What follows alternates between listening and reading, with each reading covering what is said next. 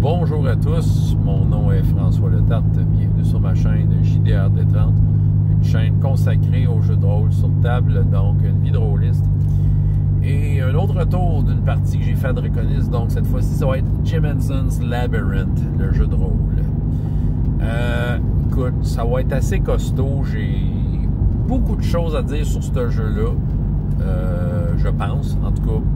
Reste que ça a fait ressortir beaucoup de choses par rapport à ce jeu-là. C'est quoi ce jeu-là? Tu sais, j'ai comme enfin compris un peu c'était quoi ce jeu-là, puis dans quel contexte faut que tu le joues.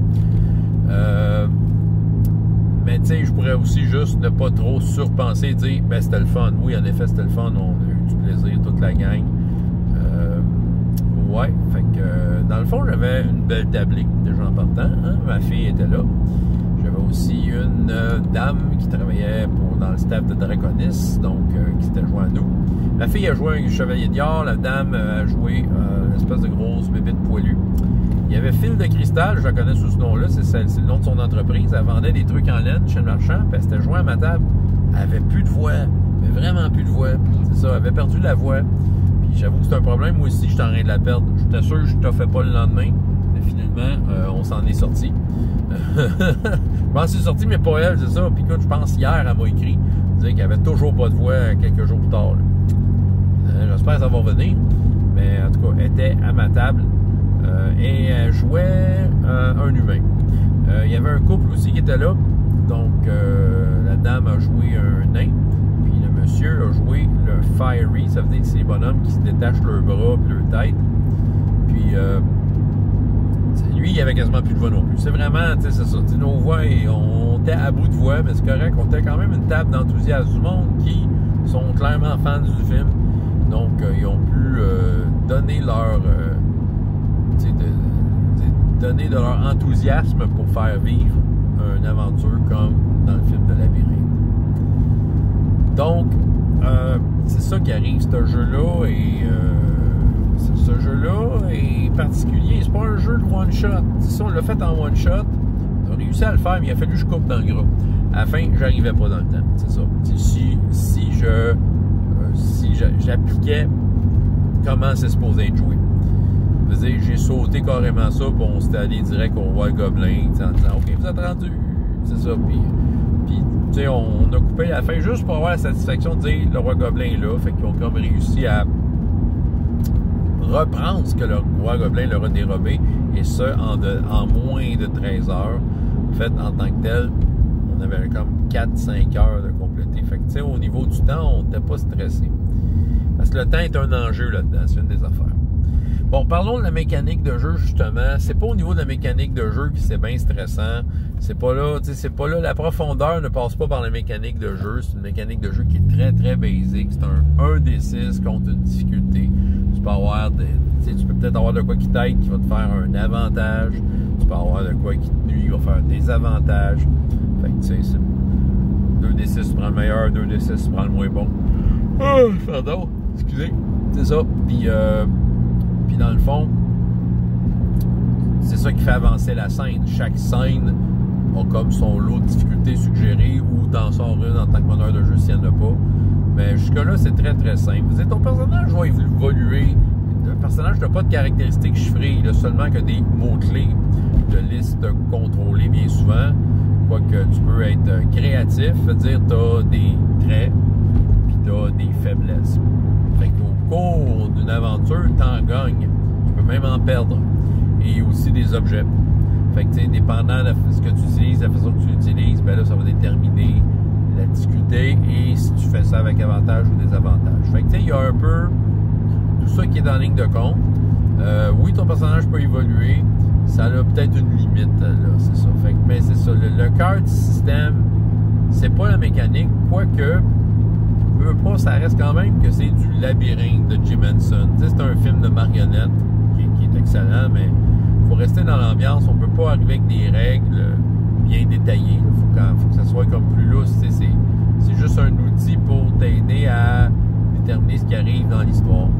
Le livre est parsemé de tables aléatoires pour à peu près tout. Ce qui peut vraiment aider un meneur de jeu à pas avoir, à moins préparer, puis à se fier aux tables pour voir de quelle façon on garnit le labyrinthe. Moi, d'emblée, j'ai décidé de ne pas utiliser des tables aléatoires pour le labyrinthe en tant que tel. Je sais, on allait droit au but, on jouait les scènes telles qu'elles étaient là, justement pour me donner une chance au niveau du temps. Puis vous voyez, même en faisant ça, je me rendais pas, là, c'est ça. Mais quand même, les joueurs sont satisfaits de la finale. OK, fait que là, c'est ça. Pour la mécanique de jeu, ben, c'est ça. On a... c'est simple. Le cœur du système, c'est vraiment la façon qui est monté. Je le savais, mais c'est ça quand même. C'est que le livre comporte une centaine de salles du labyrinthe. Et tu navigues au travers de ces salles-là aléatoirement. C'est-à-dire, quand tu finis une salle, si la scène te l'autorise, ça dépend des scènes qui ne l'autorisent pas, c'est que tu roules un dé de 1 à 6 et c'est le nombre de pages que tu tournes dans le livre pour dire t'es rendu là. C'est ça. Fait que c'est pour donner l'effet labyrinthe, l'effet que tu te perds, puis tu te retrouves quelque part, puis tu t'attendais pas. Fait qu'ils ont vraiment exploré le labyrinthe de cette façon-là. Ouais, c'est vraiment ça le cœur. L'affaire est que le labyrinthe est une ambiance. OK? Puis là, dans le one-shot, c'est sûr que, bon, on précipitait les choses un peu. Ce qui fait que, tu sais, les scènes, on les vivait bien, mais je sens que, probablement dans un autre contexte, tu sais, mettons, tu fais ça avec tes amis chez vous, dans un endroit plus calme où, justement, tu n'as pas à crier pour animer une partie, ben, probablement que l'ambiance se poserait bien. Et on prendrait probablement le temps de vivre chacune des scènes qui sont vraiment à l'image du film. Ouais. Donc, un peu de ça qui fait que je pense que dans un one-shot, c'est pas une bonne idée parce que dans un one-shot, tu vas précipiter les affaires pour être sûr de rentrer dans le temps. Mais pas là, c'est ça. Donc, tu prends le temps de vivre la scène, de vivre les conséquences de la scène, parce que ces conséquences-là vont avoir une incidence sur le labyrinthe. Ça se peut que tu fasses quelque chose que un peu plus tard, tu vas rencontrer quelqu'un, un autre personnage non-joueur, pour qui ce que tu as fait avant a un impact sur lui, c'est ça. Donc, tu sais, ça prend le meneur de jeu qui prend des bonnes notes pour essayer de faire les relations entre les différents éléments et événements qu'il y a eu, tu sais. Donc, ça prend vraiment un genre de suivi. Ensuite, ben c'est ça, il y a la question de temps. Ils ont été chanceux parce que c'est souvent des scènes qui imposent une perte de temps. Comme souvent, tu arrives sur une scène, puis si tu échoues, souvent, le résultat, c'est que tu as perdu du temps. Mais il s'en sortait toujours bien. C'est ça qui arrive. Fait qu'il était quand même assez rapide. La gestion du temps, je veux dire, en dehors des scènes, ça manque de quoi dans la mécanique de jeu pour comme un peu déterminer, OK, ben là, on l'avance le temps, genre après 6 scènes, peu importe, tu avances le temps, tu sais. J'aurais tendance à faire ça si j'aurais à y rejouer. Donc, j'ai parlé des scènes qu'on prend le temps de savourer, puis tout ça, l'ambiance qui est posée, c'est ça qui fait que c'est pas un jeu de one-shot, tu sais. Fait que c'est ça. Sinon, on passe à côté de quelque chose. Tu sais, c'est pas la mécanique qui est l'attrait, c'est le labyrinthe en tant que tel. J'avoue qu'à un moment donné, il y avait une scène, sans trop spoiler, que les joueurs, je le savais qu'ils étaient pour gagner de quoi de très cool, mais il fallait juste qu'ils soient patients. Ils ont décidé d'être des patients et un peu de détruire l'élément de la scène. Ils avaient le droit de le faire, en fait. Mais j'avoue qu'ils ont hésité pendant un gros 5 minutes. Qu'est-ce qu'on fait? C'est ça. Fait que là, ils ont mis en... Ben, c'est un exemple de ce que j'ai dit avant, mais ils ont mis en rogne les gens du labyrinthe. J'ai pas eu le réflexe de leur mettre en scène la rogne plus tard. Peut-être une fois ou deux, mais j'aurais pu comme exploiter ça à fond, là. Mais tout ça pour dire qu'à un moment donné, il était d'une scène où ils ont rencontré un personnage non joueur qui a bénéficié de ce qu'ils ont détruit, mais que lui, dans le passé, il a été témoin du phénomène. Il a été patient, il en a profité. Puis c'est ça, là, fait que j'essayais de montrer aux joueurs qu'est-ce qu'ils ont manqué. Je voulais les faire sentir cheap. Ça, c'est le bout. c'est le bout de méchant MJ que j'ai eu, là, mais sinon, le restant du temps, ben, j'étais bien à l'écoute de ce qu'ils voulaient. Mais c'est vraiment ça. C'est un jeu dans lequel il faut que tu vives les scènes. Tu vives les scènes puis que tu prennes des breaks, mais pas trop longs pour pas perdre le fil. Parce que ça a été mon erreur avec mes enfants quand j'ai essayé de le faire. Il y avait beaucoup trop d'espace entre chacune des séances, ce qui fait qu'on perdait le fil. Mais le contraire, c'est ça, il est pas aussi bon parce que, ben, pas aussi bon. On a une belle game, comme je dis, là.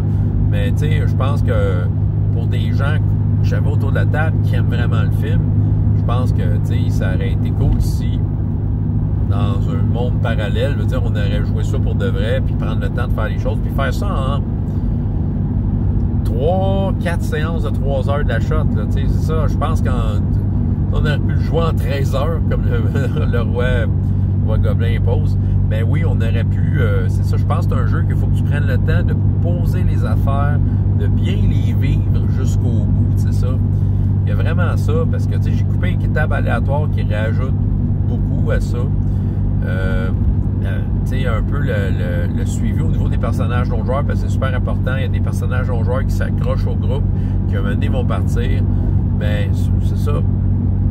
Parce que ce jeu-là a un énorme potentiel. Le labyrinthe est potentiellement intéressant à développer. Tu sais, il y a même des pistes à la fin du livre, de dire comment on peut poursuivre l'aventure.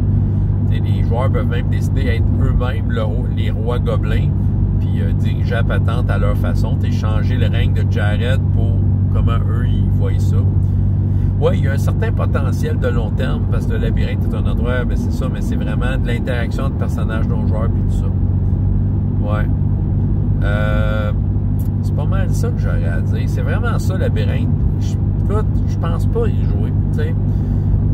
Je le garde, parce que ma conjointe aime beaucoup le labyrinthe. Je pense que je vais le garder. Ce qui fait que potentiellement, oui, peut-être qu'il va ressortir. Je sais pas. Je jouerais avec Fil de Cristal, une vraie game. Ouais, ça serait le fun.